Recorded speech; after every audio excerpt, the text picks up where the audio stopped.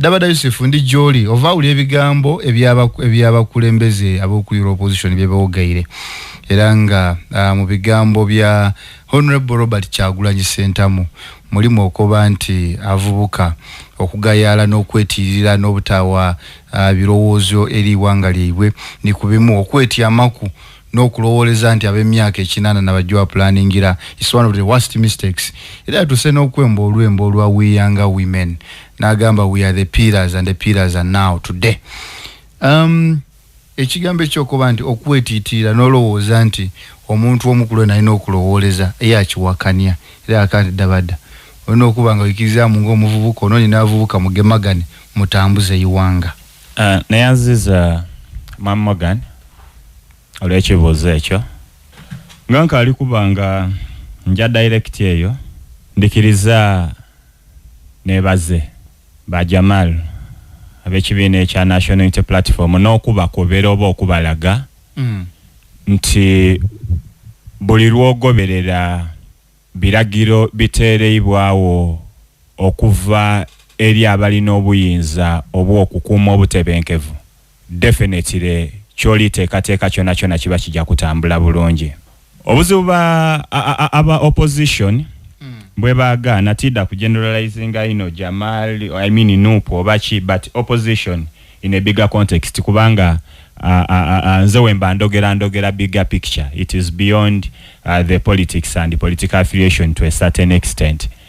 Nekyo okulowooza nti bali kukolera mu mbeera ezira mu bukulembeze. Nekyo okulowooza nti bo kye balowooza n'ekirina okutambula. Ndikwenda okubayidusa nti Uganda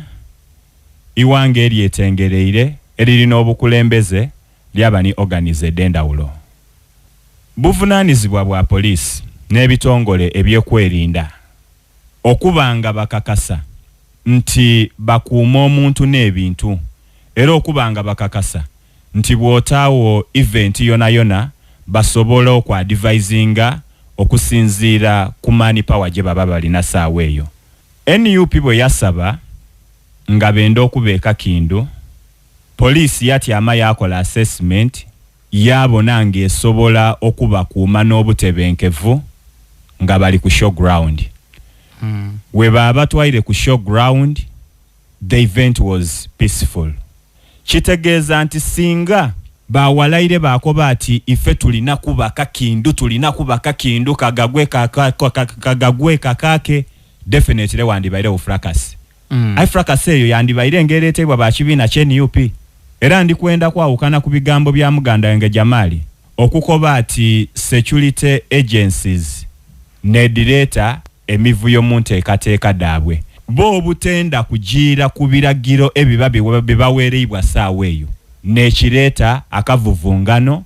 nga poliisi erina okuimplementinga lawful orders okusinzira ku kye baba bwine. Nevertheless mbayoza for the event eyasoboire okubanga ebaawo bawaireyo resolutions daabwe yala babatumye abantu b'Busoga babatumye okusinza ku Mwami Jamil. Convention yabaire y'abavubuka b'NUP. The youth convention in the National Unity Platform. Tiendo nkobe nti Busoga sub-region abali mubonabona b'NUP. Ngaye nze ndi wano ndi ku muzindaalo nga ndi wa kibiina kya National Resistance Movement. So resolution is daabwe akwinonoire bulungi ino ng'alitandika okukobera ya ng'oli kumubuuza amkooti eriyo wane yeetonda iwe weebuuziza ku buli Musoga yakati ife tulina obukulembeze buli district eri ku bakyamaani obukulembeze bujja paka ku byalo twasobola okubanga twekumaakuma twanoonereza twasalawo biki bye tuli kujja okubanga tuwaayo in a compiled report which is a sane discussion but kyentasobola kubanga ndikirizaganya naye nekyo okukoba nti report bo gye baawaireyo Basoga n'abaviireyo bagiba wanze ndi Musoga Jamali yaneebuuziza kuko. So it was not a general report. It was not a general report. Mwami Dabada. Wanjise. A reporter ewe inzo kuwa capturing the resolution ya okuva basemba yotiama. sebasemba yotyama awo abise omwaka buti guba mwaka ate omaze emyezi okaye kuweza mwaka okuva wakyuka maybe bakapuchalinga ekidubo kyoko kaye kukyuka whatever it is ndi kuikirizaganya nakyo yesebo era ekiri mu line y'ekibuuzo ky'obuuziza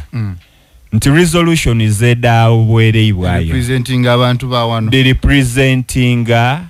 resolution is debate yama monop badiringaku